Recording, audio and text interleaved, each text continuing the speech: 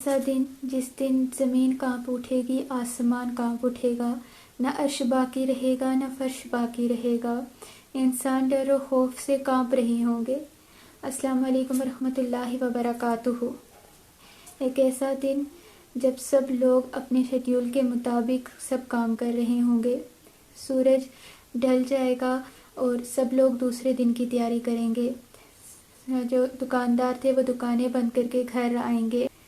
جب ماں اپنے بیٹے کو سلا کے تھکن کی وجہ سے جا کے سو جائے گی کہ صبح اٹھے گی، جب ایک پولیس والا ڈیوٹی کر کر کے تھک جائے گا اور کہے گا کہ کب صبح ہوگی اور وہ آرام کرے گا، جب سب لوگ اسی طرح سے آغاز کریں گے جس طرح وہ دن کا روز کرتے تھے، پھر ایک آواز آئے گی جس سے پوری زمین اور آسمان کانپ اٹھیں گے۔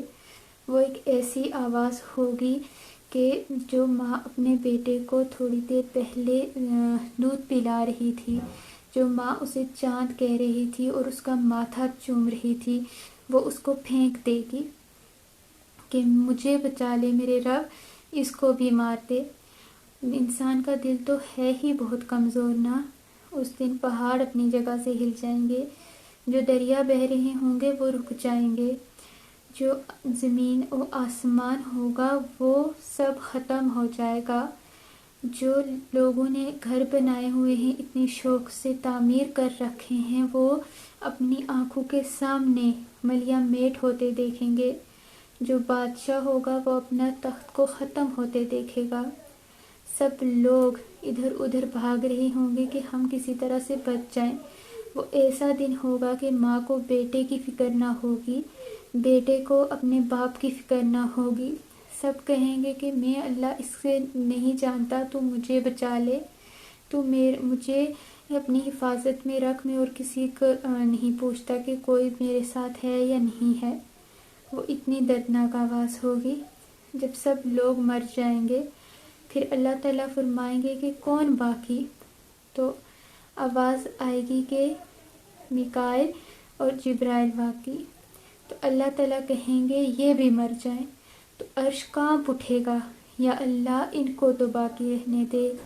تو اللہ تعالیٰ کہیں گے نہیں، آج میرے عرش کے نیچے کوئی باقی نہیں رہے گا، آج صرف میں رہوں گا اور میری حکومت ہوگی۔ تو وہ لوگ بھی مر جائیں گے۔ وہ کیسا نظارہ ہوگا جب یہ لوگ بھی مر جائیں گے۔ پھر اللہ تعالیٰ فرمائیں گے کون باقی؟ تو وہ کیسا منظر ہوگا جب اسرائیل کی ٹانگیں کانپ رہی ہوں گی۔ اسرائیل بولیں گے میں باقی، تو اللہ تعالیٰ بولیں گے تو بھی مر جا، جس طرح میں نے تجھے پیدا کیا تھا مر جا۔ پھر وہ بھی مر جائیں گے۔ اللہ تعالیٰ فرمائیں گے کون باقی؟ آج میرے علاوہ کون ہے؟ آج کون ہے وہ جو زمینی خدا بنے بیٹھے تھے، وہ کدھر ہیں؟ کوئی جواب نہیں آئے گا، وہ سب ختم ہو جائے گا۔